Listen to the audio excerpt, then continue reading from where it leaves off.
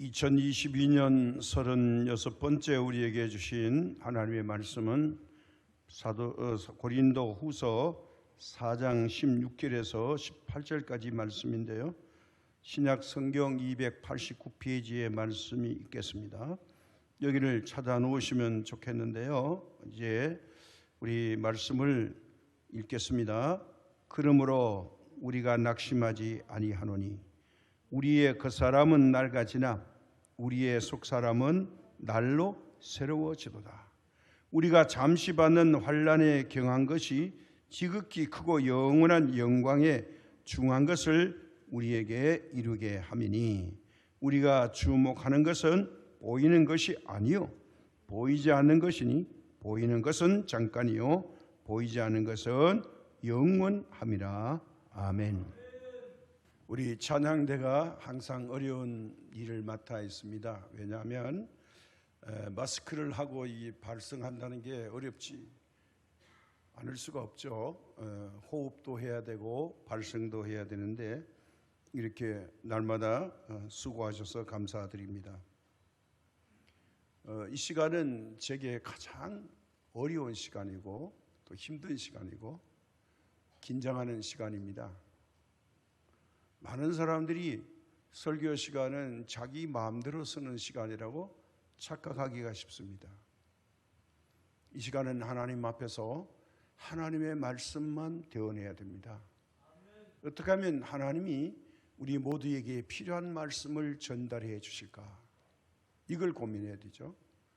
자기 지식도 아니요 철학도 아니요 경험도 아니요 그 사람에게 호소하는데 정작 그 사람 속에 있는 진짜 속사람을 회복시켜야 됩니다. 근데 대개다 사람들은 껍데기 속사람은 내버려두고 겉사람에게만 호소해가지고 오늘 말씨가 좋아서 기가 막힌 문장들이 있어. 이런 것들은 다 그 사람을 위한 겁니다. 오늘 우리는 우리가 두 사람의 존재가 함께 있다는 이야기를 나누려고 합니다. 그래서 이 제목을 일주일 내내 고민했습니다. 그 사람 속사람 할까? 아니면 낡아지는 속사람 할까? 고민하다가 짧게 줄였습니다. 겉과 속사람. 우리 사람은 태어나면서 누군가 한 사람도 빠짐도 예외 없이 정해진 목적지를 향해서 끊임없이 나갑니다. 누구도 피할 수 없습니다. 그게 뭘까요? 목적지가 어디일까요? 그것은 바로 죽음이라는 이 세상 삶의 종착역입니다. 여기에 있는 모든 사람도 때가 되면 다 죽습니다. 아니 죽어야 합니다. 죽으려고 태어난 겁니다. 이게 철학이요? 하나님의 은혜입니다. 그래서 성경은 말이죠. 시편 90편 10절에 이렇게 말합니다. 우리의 연수가 70이요 강건하면 80이라도 그 연수의 자랑은 수고와 슬픔뿐이요 신속히 가니 우리가 날아가나이다. 이 말을 야곱이 바로왕 앞에 가서 했어요. 좋은 날이 아니라 수고와 눈물밖에 없었다. 그렇게 고백합니다. 여기에서 우리가 인생 나이를 먹어가면 이제 이 나이가 먹은 만큼 인생 삶의 속도가 빨라진다고 사람들이 많이 말을 합니다. 그런데 빨라지면 빨라질수록 인생에 대한 후회감과 그리고 종착역에 도착했을 때 기다리고 있는 일을 생각해야 되는데 그런데 나이가 먹을수록 우리에게 다가오는 이 두려움과 이 염려, 근심, 걱정이 점점 더 많아진다는 거예요. 왜 그럴까요? 이 경험과 노하우가 유익한 게 아니라 더 두려워지는 거예요. 그래서 이 세상살이가 힘든 거예요. 죽고 싶은 사람은 아무도 없어요. 그런데 죽음이 내 앞에 어른거릴 때 우리는 두려워할 수밖에 없습니다. 이 두려움이요, 하나님으로부터 멀리 떨어져 있는 사람에게는 더 그렇습니다. 죽기 싫어요. 우리 인생의 종착역은 분명히 있는데 영원한 하나님의 나라가 죽음 위에 당연히 있으려면 사람이 나이가 들면 들수록 이 땅의 삶에 더 집착하고 미련이 많아지면 어쩐 일일까요? 내가 천국 가야 되겠다, 이제 준비하자, 이런 분들이 많지 않다는 겁니다. 그래서 오늘 하나님께서 우리에게 깨우쳐 주는 말씀이 있어요. 16절의 말씀이 뭡니까?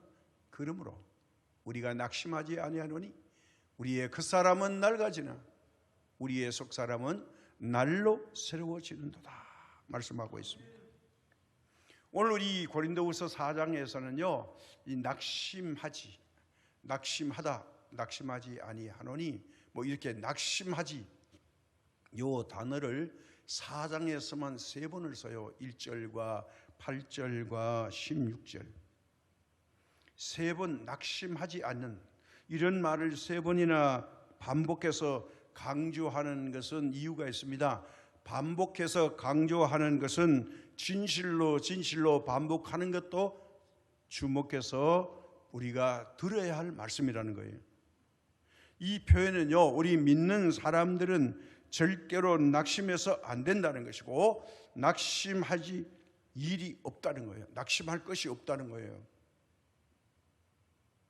자, 여기까지 우리가 믿음이 진입했다면 진짜 거듭난 사람이고 믿음의 사람이에요.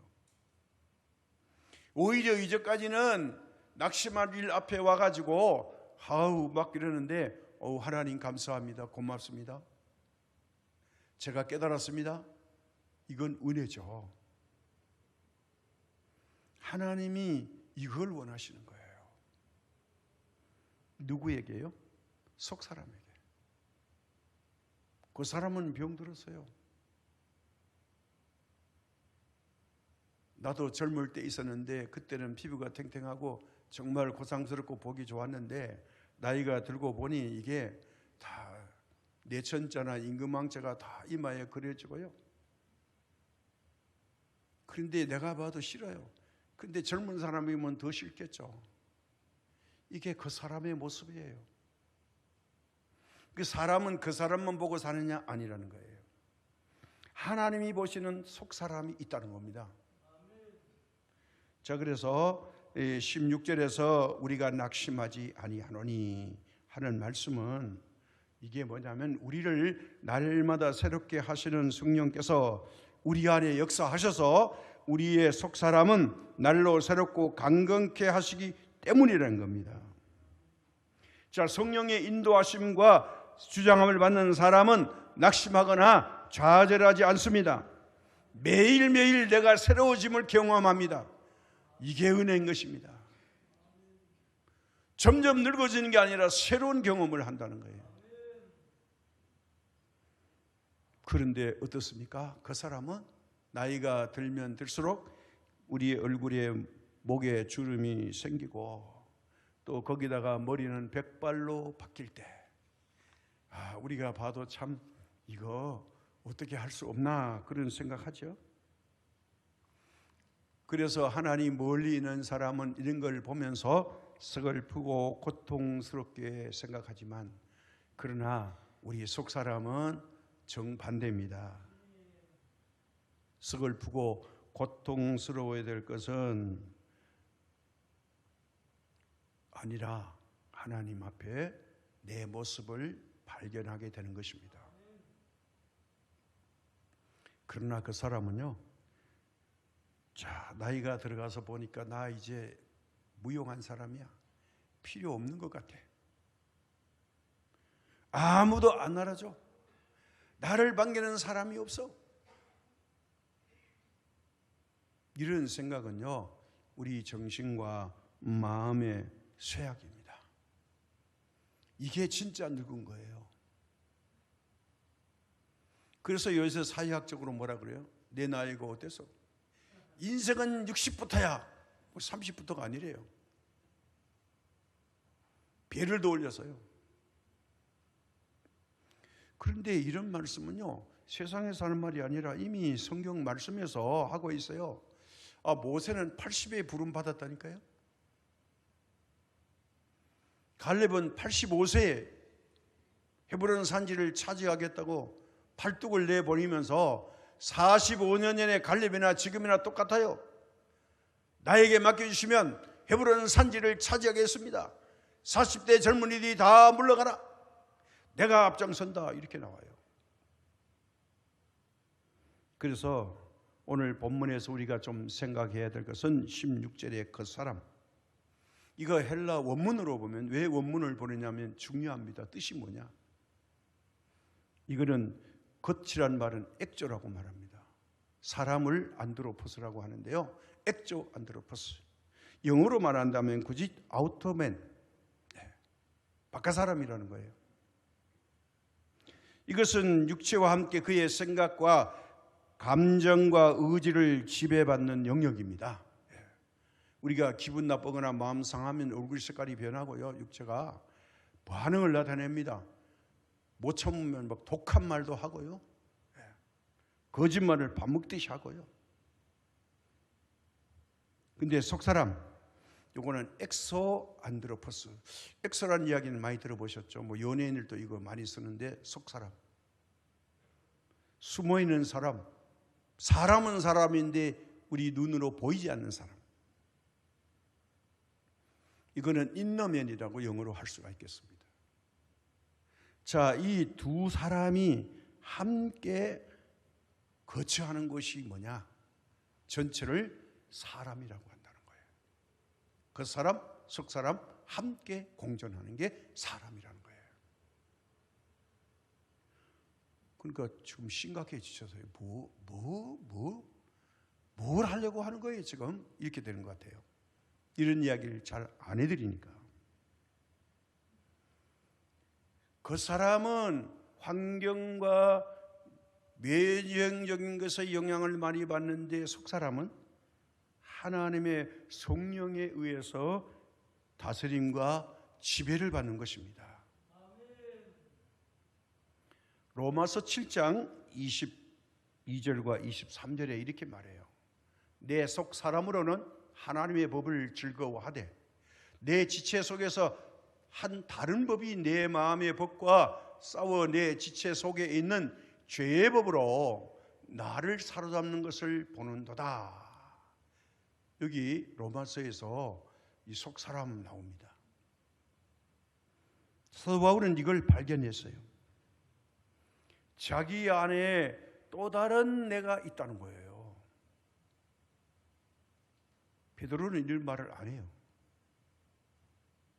사도 바울만이 이 고백을 하는 거예요. 그래서 우리 믿는 사람에게는 우리 안에 두 가지 법이 존재하고 있다는 겁니다. 그게 뭘까요? 하나는 하나님의 법이요, 또 하나는 죄의 법이라는 거죠. 이 죄의 법이 나를 자꾸 사로잡아 온다고 바울이 고백하죠. 속 사람은 하나님 법 안에 놓이기를 원합니다. 그래서 생각과 감정과 의지의 지배를 받는 것을 우리가 지체라고 표현된 그 사람은 죄의 법 아래 놓여 있고 사탄의 유혹으로부터 나를 하나님의 법에서 멀어지게 하고 떨어뜨리려는 거예요. 왜? 사냥하려고. 우리의 동물의 세계를 보시면 이제 이 맹수들이 사냥을 합니다. 무리가 있어도 막 사냥을 하려고 무리를 쫓죠. 그렇게 쫓으면 저거 왜 안 될 건데 포기하지 않아요. 왜요? 계속 몰이를 하면 그 중에 하나 이제 나중에 지쳐가지고 무리에서 이탈하는 이것이 사냥감이에요. 그걸 사냥하려고 하는 거예요. 마귀가 우리에게 사냥하기 가장 좋은 곳이 어디냐? 바로 그 사람, 액조 안드로푸스. 이걸 우리가 육신이라고 합니다. 이걸 흔들어 놓으면 흔들어지게 돼 있습니다. 그러니까 우리가 육신에게 호소하고 육체에 지면 이제 하나님과의 관계는 멀어지게 됩니다. 그래서 로마서 7장 아까 23절까지 읽었는데 24절에요. 이걸 깨달은 사도 바울의 고백입니다. 오라 나는 공고한 사람이로다. 이 사망의 몸에서 누가 나를 건져내랴. 공고한 사람은 사망의 몸에서 나를 건져낼 사람이 없다는 거예요. 사람으로서는. 여기에 번역된 헬라어 원문은요, 바로 뭐냐, 몸. 이걸 소마라 그럽니다. 소마. 그래서 여기에 사람의 육체를 또 다른 말로는 사륵스라 그럽니다. 소마와 사륵스라고 하는 것은 인간의 생각과 의지를 포함한 그 사람의 전제물입니다. 이게 그 사람 껍데기라는 거예요. 근데 우리가 사회생활 하는데 속사람은 나타나지 않으니까 증명사진 찍어가지고 나를 증명할 때 여기 또 붙여가지고 이게 바로 나요. 그러죠. 근데 이걸 가지고 다니면 우리 세상에 그 사람이 거처하는 공간에는 무사 통과입니다. 왜요? 신분이 기록되어 있으니까. 그런데 이것 가지고 그 사람 가지고는 천국에 못 간다는 거예요. 진짜 중요한 것은 속사람이라는 거예요. 자, 그래서 우리가 예수님을 주님으로 구세주로 영접하면 예수님께 속한 사람이 되었다 할지라도 나의 마음 속에서 나의 중심이 주님의 삶의 주인으로 온전히 모시기 전까지는 바로 그 사람에게 매여가지고 이 감정과 의지에게 곁들여져서 그 사람에게 지배를 받음으로 하나님의 뜻대로 살기를 원하는 나의 속사람의 바람대로 살지 못하도록 방해한다는 거예요. 나 오늘 기분 나빠서 교회 안 가. 하나님이 웃습니다. 그래, 교회 안 가면 너 누가 손해인데? 나 떠나서 너 어쩔 건데? 하나님이 그렇게 큰 소리 치면 겁나가지고 아이고 하나님 잘못했습니다 그럴 텐데 그래도 하나님이 말씀을 안 하셔요.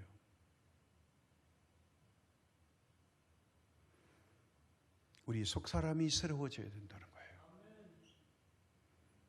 이걸 영적인 사람이라고 다른 표현을 합니다.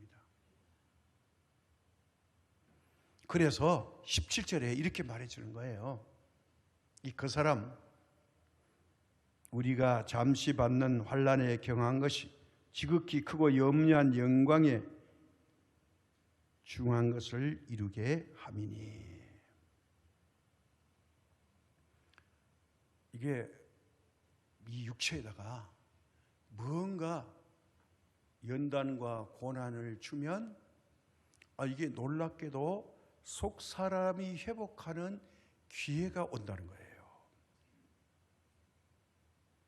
근데 우리 모든 사람을 어떻게 생각합니까? 내가 어쩌다가 이렇게 됐지? 그래서 우리가 은혜로운 사람은 내가 죄가 많아서 그렇게 자기 죄를 돌아보는 그런 말은 은혜의 말이에요. 왜요? 혹시라도 내가 죄 때문에 이런 일이 있지 않았나? 이걸 믿음 없이 하는 말이 아니에요. 세상 사람은 내가 운수 대가리가 나빠서 이렇다고 하는데 우리는 하나님 앞에서 내가 혹시라도 죄가 없느냐 돌아보는 거, 이거 은혜 중에 은혜입니다. 그거 잘못됐다고 말할 수 없어요. 그래서 우리 인간의 어리석음이 뭐냐면요, 내가 잘되고 유복하고 평안한 가운데 하나님을 전심으로 찾지 아니하고 하나님을 높이고 하나님을 영광스럽게 하기보다는 자신을 높이는 삶을 산다는 겁니다. 그래서 국회의원 돼야 되고요, 대통령 돼야 되고, 선출직에 지방자치단체 장이 돼야 되고, 그래서 목사가 됐는데도 내가 제일 높은 목사가 돼야 되고 낮추는 일은 없어요. 그런데 예수님은 자꾸 낮춰요. 숨어 지내시는데 목사님만큼 또 감투욕이 높은 사람들은 없어요.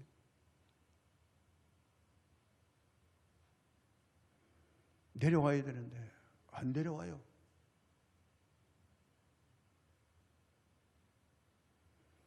우리 성도들이 깨닫는 한계가 있어가지고 믿음 없는 말을 할 때 이해를 해야 돼요. 아, 믿음이 약해졌구나.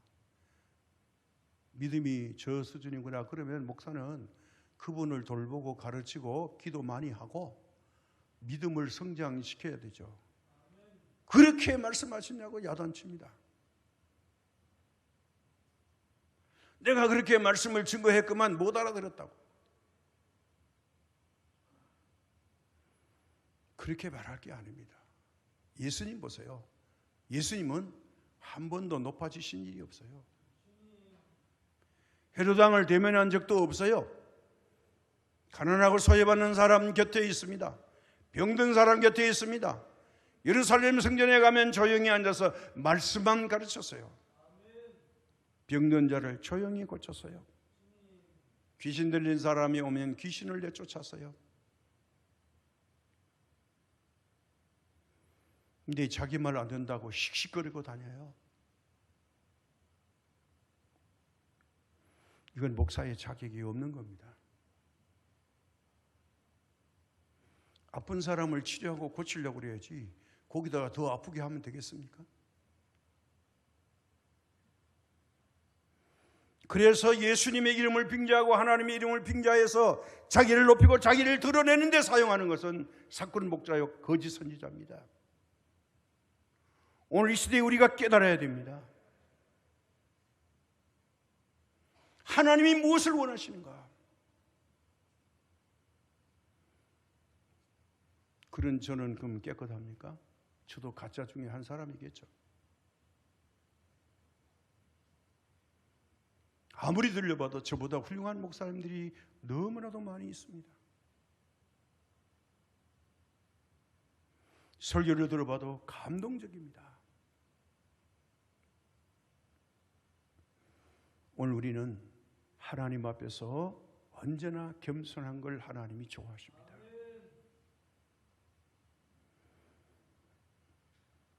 우리 인간의 삶 가운데서 유복하고 그리고 하나님으로 전심을 찾아서 하나님을 높이는 거 하지 않으려고 욕심으로 하는 거, 하나님이 이런 기도도 듣지 않으실 분들은 자기 인생을 마치는 겁니다. 망쳐요. 우리 미련함을 아시는 하나님께서는 어떻게 하셨냐?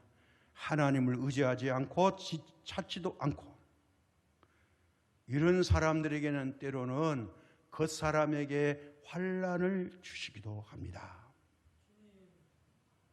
왜 주시느냐? 하나님을 찾게 만들려고요. 잊어버린 주인 좀 찾아라 이거예요. 그러면 그런 사람들은 다 죄를 지어서 그런 겁니까? 아니에요. 때로는 하나님이 우리를 너무나 사랑하니까 믿음의 수준을 달아보시려고 욥과 같은 사람에게는 동방의 의인인데도 욥의 고난이 있었어요. 아니 죄 지은 사람보다 더 혹독한 고난을 줬어요. 근데 욥이 하나님을 드디어 높여드리죠. 이게 바로 하나님의 은혜예요. 그런데요, 하나님이 우리를 너무나 사랑하기 때문에 이런 고난과 환난을 주실 때가 있어요. 이거는 우리가 죄를 많이 지어도 오지만 죄가 없어도 우리에게 더 큰 은혜와 믿음을 주시려고 하실 때도 있다는 거예요. 그런데 어떤 사람이 말합니다. 나는 이제까지 살면서 뭐 어려움도 없고 하나님 찾지도 않았고 기도하지 않았는데도 어려움을 당해본 적이 한 번도 없는데 이건 뭐냐?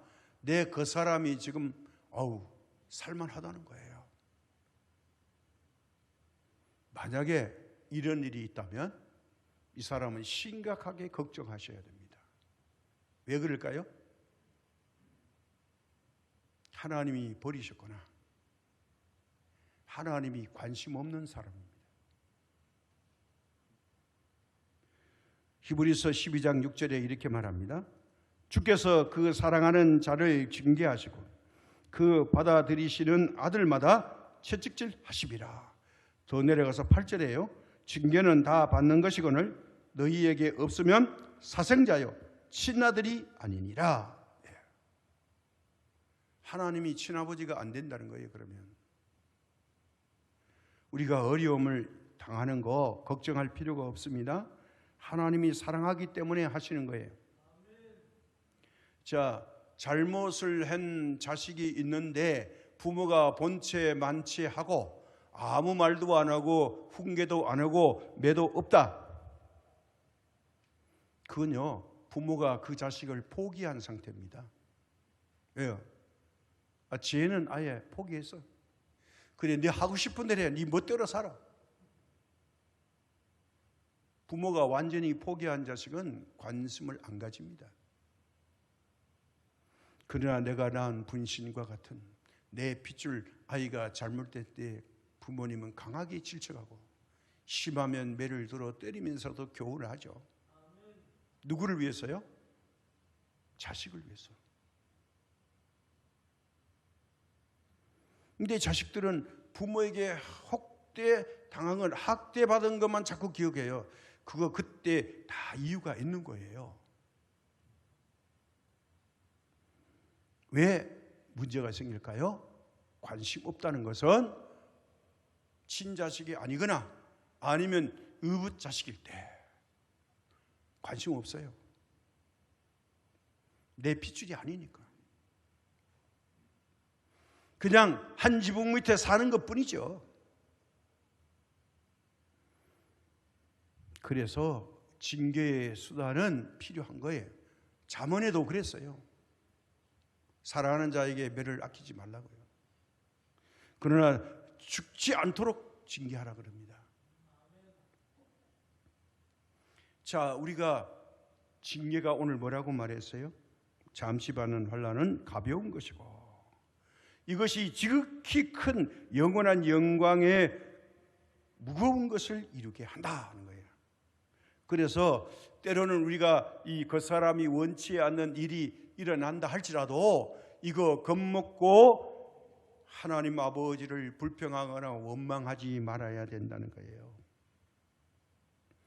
징계가 두 가지입니다. 죄가 있기 때문에 깨달으라고 징계하는 것과 죄가 없는데도 이 고난은 예수님의 영광을 위해서 주는 경우가 있는데 바로 욥이 대표성을 가지고 있어요. 그러므로 어떻거나 고난이나 징계나 환난이나 역경이 있어도 성경은 분명히 말해줘요. 이거 계속 그렇게 안 되고 가벼운 거야. 끝이 분명히 있어. 그러니까 잘 인내하고 견디면 돼. 이거 말씀하는 거예요. 그래서 환난은 잠시뿐이고 가벼운 것이다 말씀했어요. 여기서 우리가 생각할 것은 고통에는 두 가지가 있습니다. 무슨 고통이냐? 터널의 고통과 이 동굴의 고통이 있어요. 우리가 터널은 잘 아시는 대로 끝이 뚫렸죠. 그래서 고통 없이 긴 것 같지만은 터널의 고통은 조금 가면 반드시 출입구가 나옵니다. 이때 태양빛이 비치고 환하게 비치죠. 동굴의 고통이라는 것은 뭐냐? 끝이 없는 연속적인 고통입니다. 이 고통은 사라지지 않고요, 없어지지 않으면서 동굴 속에 갇혀 있어야 합니다. 그래서 이 세상의 고통은 중하게 여기건 경하게 여기건 간에 모두 끝이 있는 터널의 고통일 뿐입니다. 끝이 있어요. 동굴의 고통이 아닙니다. 동굴의 고통은 어디에 있냐? 바로 지옥입니다. 동굴은 갇히면 못 나오죠. 하나님을 바라보는 믿음이 크면 클수록 그 터널의 길이는 짧아집니다. 네. 믿음의 폭이 크면 터널의 길이가 짧아 보입니다. 고통을 고통으로 여기지 아니하고 하나님의 연단의 한 방편으로 여겨서 오히려 하나님을 찬송하고 감사함을 말하는 겁니다. 여러분께서 어떤 일에 감사하고 또 그걸 고맙게 여겨진다면 이건 지금 내가 무슨 터널을 지난다고요? 고통의 터널을 지나는 거예요. 아이고 나 하나님 안 믿어 이제. 나한테 이럴 수가 있어요? 서두에 말씀드렸죠. 그래 안 믿으면 누가 손해인데. 이 동굴을 터널로 만들어 주려고 하는데 이걸 동굴로 만들어 버리면 어떻게 될까요? 본인의 책임이겠죠. 동굴은 믿음 없는 사람들에게 주어지는 영적인 고통입니다. 자, 믿음이 없이는 사람이 세상 끝과 함께 고통이 사라지는 것이 아니라 더욱 더 큰 고통이 기다리고 있습니다. 그 고통이란 육체의 죽음 다음이 이어지는 영원한 죽음인데 이걸 요한계시록에서는 두 번째 사망이라 이렇게 말해요. 그러나 죽음과 고통의 끝이 없는 영속적인 죽음이요 고통입니다. 여기에서는 벗어날 수가 없어요. 지옥에는 외출 외박이 없답니다. 휴가도 없답니다. 어떤 권사님이요 남편을 지병으로 잃어버리고 얼마 못 가서 하나밖에 없는 외동 아들이 교통사고로 돌아가시고 이렇게 어렵게 살아가는데 그만 엄청난 빚까지 지고 말았습니다. 권사님이 너무 한심해서 하나님께 간절히 기도했습니다. 하나님, 제게 단 5분만이라도 하나님 나라를 보여주세요. 그렇게 하시면 제가 이 고통을 견뎌내겠습니다. 얼마나 답답하면 이런 기도했을까요? 이때 하나님께서 말씀하셨대요. 내 딸아, 내가 너에게 하늘나라를 보여주면 너는 지상에서 단 1초라도 더 살고 싶은 생각을 하지 않게 된다.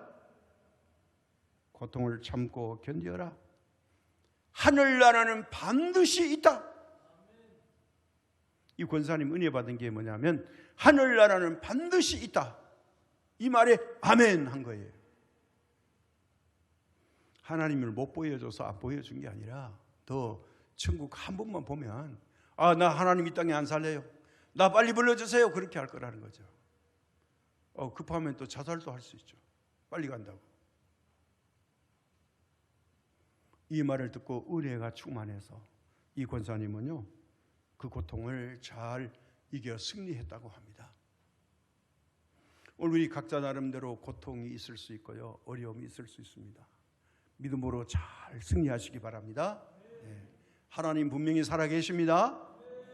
예수님은 죽음을 이기시고 부활하셨습니다. 우리는 죽은 신을 믿는 게 아닙니다. 그래서 살아계신 주 우리가 자꾸 고백하는 게 그거예요. 그런데 의미 없이 살아계신 하나님 뭐 안 보이는데 안 보이니까 살아계시는 거죠. 안 보이는 은혜가 우리에게 있을 때 확실해지는 겁니다.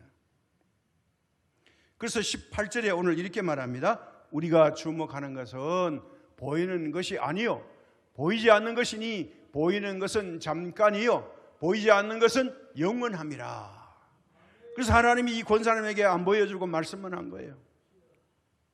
듣기만 하라. 하나님 나라 분명히 있다. 그거 보려고 하지 말라는 거죠. 자, 안 보고 믿는 것이 더 은혜라고 그랬죠. 주님이 직접 말씀하셨잖아요.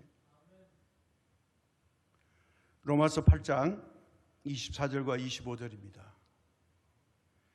우리가 소망으로 구원을 얻었음에 보이는 소망이 아니니 보는 것을 누가 바라리요? 만일 우리가 보지 못하는 것을 바라면 참음으로 기다릴지니라. 예.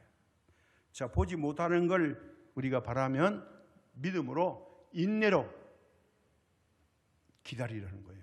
반드시 그 시간이 온다는 겁니다.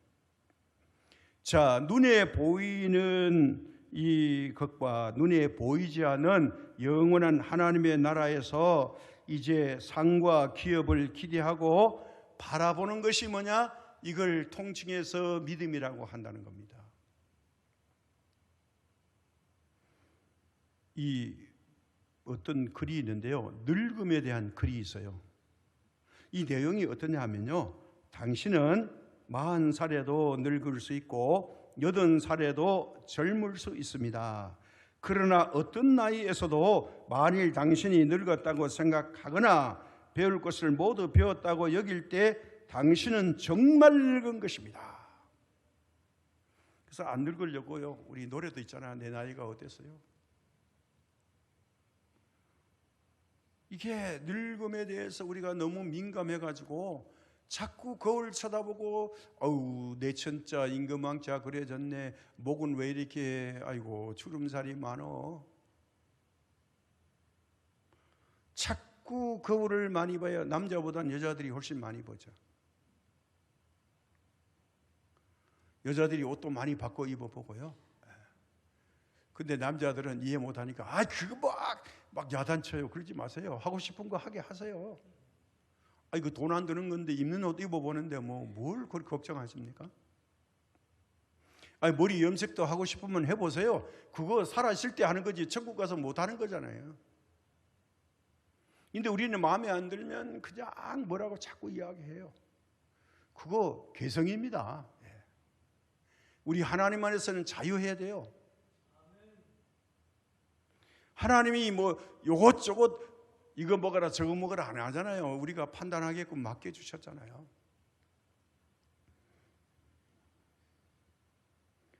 그래서 오늘 이 늙음이란 글 가운데서 다음 말이 중요해요. 뭐냐? 나는 너무 늙어서 그런 건 못해 이러고 말하고, 자신이 말하는 것을 들을 때 나는 못해 나는 안 돼요, 부정적인 말을 하는 걸 자기 자신이 말하면서 들을 때, 내일은 약속할 수 없다고 느껴질 때, 내일이 내게 있을까? 이럴 때, 청년의 활동에 대해서 아무런 흥미를 못 느낄 때, 청년들이 하는 일에 흥미가 없는 거예요. 남의 말을 듣는 것보다 자기 말을 더 말하고 싶을 때, 다른 사람이 많은데 꼭 끼어들어가지고 그거 말이야 내가 어쩌고 자꾸 자기 말을 하려고 하는 사람이 있어요. 근데 야고보서 뭐라 그랬어요? 듣기는 속히 하고 말하기는 더디하라고 그랬는데 이게 못 참고 자꾸 자기 말을 하려고 그래요. 이거 아름답지 않은 거예요. 그 사람이 말을 다 하고 난 다음에 말해도 돼요. 근데 자꾸 끼어들길 잘해요. 이 자동차 길 가다가요, 이게 끼어들기 잘하면 기분 좋은 사람 한 사람도 없어요. 끼어들 때 끼어들어야 양보해도 기분이 좋죠. 자, 그 다음에 옛날이 해고될수록 그것은 정말 당신은 늙은 겁니다. 이랬습니다. 그래서 사진첩 꺼내놓고 야 나도 이럴 때 있었어. 그러면서 옛날을 해고합니다. 그건 뭐예요? 옛날이요. 옛날로 돌아가고 싶다는 거예요. 그런데 그 사람은 옛날로 돌아갈 수가 없어요. 새 사람이 되려면 속 사람이 새로워질 뿐이지, 이게 예수님이 나다나엘에게 하신 말씀 거듭나고 중생하는 건 속 사람이 거듭나고 중생하는 거지, 나다나엘은 껍데기 그 사람이 어떻게 거듭납니까 했는데 예수님이 물과 성령으로 거듭난다고 했죠. 이걸 잘 몰랐던 거예요. 그래서 우리가, 저는 개인적으로 죄송합니다만은 어디 가서 사진 찍는 걸 그렇게 별로 안 좋아해요. 왜요? 이거 찍어 놓으면 나중에 아이고 이거 어디 갔는데 뭐 여기 어쩌고 저쩌고 하면서 들여다봐요. 그런데 내가 그 좋은 환경에 찍어놓은 육체의 겉사람 엑조 안드로포스는 이 땅에 얼마 안 가면 존재하지 않아요. 의술이 발달해가지고 120살까지는 살는지 모르지만 곧 이 땅에서 사라질 거예요. 엑소 안드로포스가 중요한 거예요. 속사람, 내 영의 사람이 영원히 하나님 앞에 가는데 거기 가서 뭐 땅에 살았던 사진 가지고 하나님 보세요, 내가 옛날에 이렇게 살았잖아요. 하나님 앞에 자랑할 거예요? 자랑 못하죠. 아니, 사진 가지고 못 가잖아요. 그 사람이 사용하던 건 아무것도 못 가지고 가잖아요. 한 줌의 죄밖에 될 수밖에 없는데 육체는요. 근데 얘에게 매여가지고 얼마나 육체를 대우하는지 하나님은 뭐 껌딱지같이 여길 때가 많죠. 우리는 그 사람이 거듭나야 합니다. 이제는 내 안에는 또 다른 나를 찾아내야 합니다. 아니, 찾을 때가 됐습니다. 그래서 속사람이 새로워지고 하자 하는 사람은요, 현재의 환난을 잘 이겨냅니다. 이는 그가 바라보는 것은 눈에 보이는 세상에 속한 것이 아니라 눈에 보이지 않은 영원한 하나님의 나라와 그 나라에 속한 기업이기 때문에 그렇습니다. 눈으로 보기는 보는데 땅의 것도 보여야 되지만 더 멀리 볼 수 있는 영원한 종착역에 기다리고 있는 하나님의 나라가 보여야 되는, 이게 바로 영안이요 영적인 사람의 모습이에요. 다른 사람은 천국 없다고 아무리 우겨도 나는 천국이 있다, 반드시 있다, 나는 반드시 거기에 갈 거야. 가기를 포기하는 사람이 불쌍해 보여야 됩니다. 진짜 천국이 있을까? 그러면 안 되죠. 왜요? 하나님은 저와 여러분의 창조주이십니다. 창세기 2장 7절에 이렇게 말씀하죠. 여호와 하나님이 땅의 흙으로 사람을 지으시고 생기를 그 코에 불어넣으시니 사람이 생명이 되니라. 먼저 뭘 했다고요? 흙으로 육체. 이게 육체가 바로 그 사람이에요. 근데 두 번째에 진짜가 있어요. 뭐예요? 코에다가 생기를 불어넣었다. 살아있는 기운. 이걸요 생명이 된지라 그랬는데 다른 말로 하면 생물이 된지라 해도 돼요. 살아있는 물건, 살아있는 물질이 되는 거예요. 코에 생기가 없으면 살아있는 물질이 아니라는 거예요. 이게 영이라는 말이 뭐죠? 영은 우리에게 유익하고 하나님은 영이시니까 우리가 영이 회복돼야 하나님의 나라 천국에 갑니다. 그래서 우리가 초상이 나면 어떻게 합니까? 육체는 그 사람은 땅에다 묻고 이미 영혼은, 속사람은 엑소 안드로포스는 하나님의 나라에 가서 있습니다. 이게 하나님 나라 못 가면 어디 가요?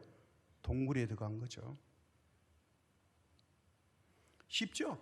어렵지 않죠? 아멘을 안 하시는 거 보니까 지금 뭔 말 하는데요? 혼자 열심입니까? 그러시는 겁니까? 하나님이 두 번 지었대요.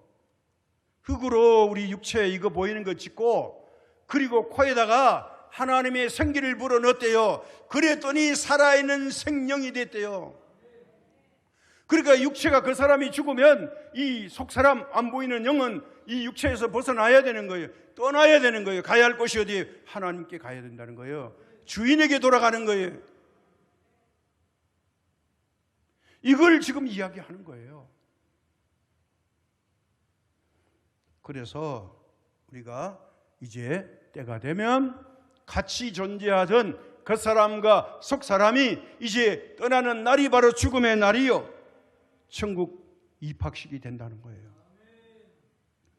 또 좀 쉽게 말씀드리면요, 우리는 이제 살아있는 영적 존재가 됐다는 거예요. 그러니까 우리가 예배드리러 오늘 오신 것은 누구를 찾으러 왔어요? 나의 주인 되시는 하나님 찾아오신 거예요. 그 사람을 기쁘게 하는 게 아니라 속 사람을 기쁘게 하려고 오신 겁니다. 자, 그래서 우리가 그 사람은 눈에 보이는 나요, 껍데기 육체요, 또 속 사람은 눈에 보이지 않는 또 다른 나입니다. 이 두 존재가 이 안에 같이 있다는 거예요. 우리가 인식하지 못했는데 이미 그렇게 있는 거예요. 아니, 창세기 2장 7절에 여섯째 날에 사람을 만들 때 그렇게 만드셨다고요. 그리고 이렇게 만드시고 보기에 심히 좋았더라. 너무너무 좋았다는 거예요, 이거. 그래서 그 사람은요, 밥을 먹고 살아야 돼요. 음식을 먹고 살아야 되는 것이 그 사람이라면, 속 사람은 단순합니다. 하나님의 말씀을 먹고 살아면 됩니다. 그 사람은요, 먹을 음식 가지수가 많아야 되는데 속 사람은 한 가지예요. 말씀의 영양분이 다 들어있어요. 그래서 하나님은 처음부터 사람을 두 존재로 만들어서 함께 두 존재가 공존하도록 만들어 놓으셨다 하는 얘기입니다. 이런 이야기를 잘 안 들으셔가지고 뭐 긴가민가 하기도 하고 눈을 동그랗게 뜨시는 분도 있고 반응이 각자 다른데 잘 들으시기 바랍니다. 제 사랑하는 여러분, 그렇다면 지금 우리가 당당한 듯 내가 버티고 서 있는 여러 가지 문제들, 그래서 내가 대통령이야, 내가 국회의원이야, 이런 사람들은 사람 만나면요 제일 먼저 뭘 줍니까? 자기 명함을 막 줍니다. 왜요? 내가 이런 사람이라고. 지방자치대 단체장들,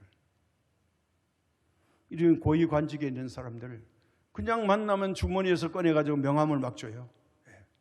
이 껍데기, 내가 이런 사람이라는 거예요.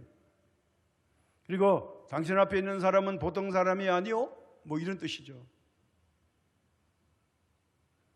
그 다음에 우리에게 있는 근심, 걱정, 염려, 고민, 한숨, 슬픔, 저주와 고통, 그리고 질병과 아픔들은 허상에 지나지 않습니다. 사실은요, 믿음 안에서 보면 거기다가 돈 문제, 사업 문제, 자식 문제, 가정 문제, 직장 문제, 또 사랑과의 갈등 문제 없는 날이 있나요? 문제가 있죠. 정치 문제, 경제 문제, 국방 문제, 뉴스만 틀면 어쩌고 저쩌고 계속 문제 속에 있는데 이 나라 이 꼴이 어떻게 되려나 모르겠다. 북한은 가만 안 있네. 오늘도 핵무기 연습하려고 그러고 미사일 샀다 어쩌고 저쩌고, 파키스탄에 홍수가 났다, 일본에 지진이 계속 난다, 또 11호 태풍이 몰려온다.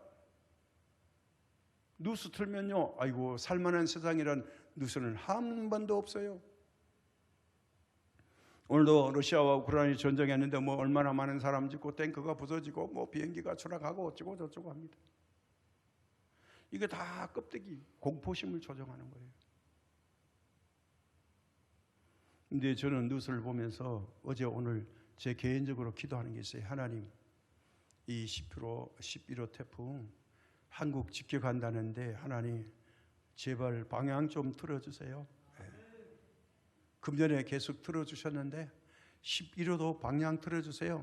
아직 한국에 안 들여닥쳤으니 만약에 꼭 와야 된다면 하나님 피해를 최소화해 주세요. 저는 개인적으로 그런 기도합니다. 여러분은 어떻게 기도하시는지 모르지만, 왜냐하면 태풍에 기도할 때 하나님이 우리 기도를 들어주셨으니까요. 꼭 한국에 와야 된다면 하나님이 계획이 그렇다면 어쩔 수 없지만, 그렇지 않다면 반드시 우리나라에 안 와도 된다면 하나님 오른쪽으로 꺾어주세요. 그건 여러분 상상에 맡기겠습니다. 내일 모레 통영 부산 쪽으로 온다고 하는데 더 지켜봐야죠. 우리 제주도 갔을 때도 하루 만에 확 바꿨잖아요. 그건 하나님이 하실 일입니다. 우리는 어떻게 해야 될까요? 문제 앞에 이 모든 문제는요, 하나님의 말씀을 기억해야 됩니다. 이때가 위험한 게 뭐냐면 이 모든 문제에 숨어있는 한 존재가 있는데 이게 바로 마귀 사탄들이 우리를 위협하고 협박하고 공갈해서 항복을 받아내려고 하는 마귀의 술책입니다. 다 그런 건 아니지만 한두 가지 빼고는 다 마귀들이 우리 껍데기 그 사람 엑조안드로포스를 굴복시키려고, 그래서 자기 졸개로 만들어서 동굴로 끌어가려고, 동굴의 고통에 한번 갇혀봐 이러려고 자기 졸개들을 동원해가지고 최대한 유혹하고 미혹해서 항복을 받아내려고 그러는 거예요. 이제부터 너는 내 종이야, 그렇게 하려고요. 또 이거 깨달았다고 사람들이 막 나가라 들어가라 그러면서 기도합니다. 또 마귀가 우리가 기도한다고 그렇게 조롱당할 존재가 아니에요. 하나님께 기도해야 되죠. 마귀가 내가 나가라 한다고 나갈 것 같으면 그 마귀도 아니에요. 우리는 예수님과 하나님께 기도할 때에 하나님이 몰아주셔야 돼요. 그러니까 이런 축사 훈련은요, 사람이 듣게 하는 게 아닙니다. 기도는 마귀가 못 알아듣게 기도해야죠. 어떤 사람이 전도를 했답니다. 그래서 이렇게 점잖게 말했대요. 선생님, 하나님 믿으십니까? 그랬더니 이분이 여보세요, 하나님 안 믿는 사람이 어디 있어요? 그러더라는 거예요. 나도 하나님 믿어요. 그리고 이 전도부자가 하는 분이 깜짝 놀랐어요. 아, 그래요? 그럼 뭐 어떤 하나님 믿으세요? 이분이 말하는 거예요. 아니, 하나님 믿으면 됐지. 또 무슨 종류의 하나님이 있어요? 뭐 그런 거 따지고 믿어요? 그렇게 질문하더라는 거예요. 종류가 있냐, 이게 하나님이. 하나님 믿으면 됐지. 전도자와 이 사람이 생각하는 하나님은 전혀 다른 하나님이죠. 그래서 이 전도자가 말합니다. 선생님, 이 세상에는 신들이 많고요, 종교가 많이 있어도 우리를 구원하실 분은 딱 한 분, 예수님밖에 없습니다. 그렇게 말했대요. 그러니까 이 사람이 하는 말이, 아니, 아무 것이나 믿으면 됐지 꼭 예수만 믿을 필요가 뭐 있어? 예수쟁이들은 항상 그런다니까. 항상 자기가 믿는 예수라고 최고라고 한다니까. 이렇게 말했다는 거예요. 그러니까 이 전도자가 지혜를 발휘하는 거예요. 아, 그렇습니까? 선생님, 이 질문에 답 한번 해보시겠어요? 세상에 부모가 아무리 많아도 선생님의 친부모님은 한 분이십니까? 두 분이십니까? 세 분이십니까? 네 분이십니까? 그게 한 분이죠. 그렇죠. 이렇게 물었어요. 선생님 부모는 한 분인 걸 인정하시지요? 그렇죠. 그런데 말입니다. 선생님이 아무나 보고 부모라고 하면 될까요? 안 될까요? 친구 아버지도 아버지하고 그렇게 아버지라고 불렀다고 친부모가 될 수 있습니까? 세상에는 부모가 많이 있어도 진짜 내 친부모, 아버지, 어머니는 한 분밖에 안 계시죠? 마찬가지로 이 세상에는 많은 신이 있어도 우리를 창조하시고 구원하신 분은 오직 예수님 뿐이십니다. 얼마나 정답입니까? 석가도 있고 공자도 있고 맹자도 있고 뭐 별별 신을 다 만들어 가지고요, 신이 엄청나게 많아요. 그런데 많은 신들 중에 우리가 꼭 믿어야 되고 의지해야 될 분은 예수님밖에 없죠. 그래서 우리가 왜 이렇게 신이 많아졌느냐? 세상에는 보이는 것과 보이지 않는 것이 함께 공존하고 대립하기 때문에 그렇습니다. 그래서 예를 들면요, 육체는 보이는 것이고 내 안에 또 다른 속사람은 보이지 않는 거예요. 현재의 고난은 보이는 것이고 미래의 천국과 영광은 보이지 않는 것입니다. 이거 영원한 것인데 안 보여요. 우리가 보물일수록 감춰놔요. 집 앞에 다이아몬드 갖다 내놓으면 언제 누가 이거 훔쳐갈지 몰라요. 그런 어리석은 사람은 없잖아요. 그래서 하나님께서 우리의 육체 속에 하나님의 가장 귀한 보물을 숨겨놨습니다. 이게 바로 날아가는 속사람이에요. 이걸 보고 발견해야 은혜 받은 사람이에요. 그래서 오늘 말씀에서 우리가 본문에서 은혜 받으시고 승리하시기를 바랍니다. 다 같이 우리 이제 본문을 한번 읽겠습니다. 그러므로 우리가 낙심하지 아니하노니 우리의 겉사람은 낡아지나 우리의 속사람은 날로 새로워지는도다. 우리가 잠시 받는 환난에 경한 것이 지극히 크고 영원한 영광에 중한 것을 우리에게 이루게 함이니 우리가 주목하는 것은 보이는 것이 아니요 보이지 않는 것이니 보이는 것은 잠깐이요 보이지 않는 것은 영원함이니라. 오늘 말씀의 해답이 18절에 있습니다. 자, 보이는 것으로 살겠느냐 보이지 않는 것으로 살겠느냐 선택은 우리의 몫입니다. 어떻게 살기를 원하십니까? 여러분의 선택이 하나님의 선택이요 하나님을 기쁘시게 하는 내 속사람이 이제 육체의 이 터널을 지나서 영원한 하나님의 나라에 안착할 때까지 승리하는 우리 모두 되시기를 예수님의 이름으로 축복합니다. 하나님 아버지 감사합니다. 우리에게는 이제까지 잘 깨닫지 못했던 두 사람이 동거하고 공존하고 있습니다. 겉사람과 속사람, 내 육체의 삶과 내 영의 삶이 함께 공존하고 있사오니 하나님 겉사람 때문에 육체의 그 신음함이 영적 신음함으로 옮겨지지 아니하고 오히려 영혼의 사람이 더 기쁘고 즐거워서 육의 사람을 잠재울 수 있도록 은혜 충만케 하여 주옵시고 우리의 영혼은 날마다 하나님의 말씀으로 영양분을 공급받게 하여 주옵시고 말씀을 들을 때 읽을 때에 그리고 말씀을 묵상할 때에 우리 영혼이 날마다 새로워져서 하나님의 나라의 소망이 끊어지지 아니하고 이 땅에 사는 동안에 그 사람이 당하는 이 고통과 환난과 역경을 넉넉히 믿음으로 이겨가는 하나님의 사람이 될 수 있도록 도와주시옵소서. 오늘도 그 사람 때문에 수고하고 애쓰는 질병 가운데 노출된 주의 종들의 그 사람의 모든 육체의 고통을 하나님께서 어루만져 주시고 건져 주시고 치료하시고 깨끗게 하여 주시옵소서. 속사람이 거듭나면 한순간에 이 모든 질병이 고침을 받을 줄로 믿사옵고 이 병을 치료하실 예수님의 이름으로 기도드립니다. 아멘.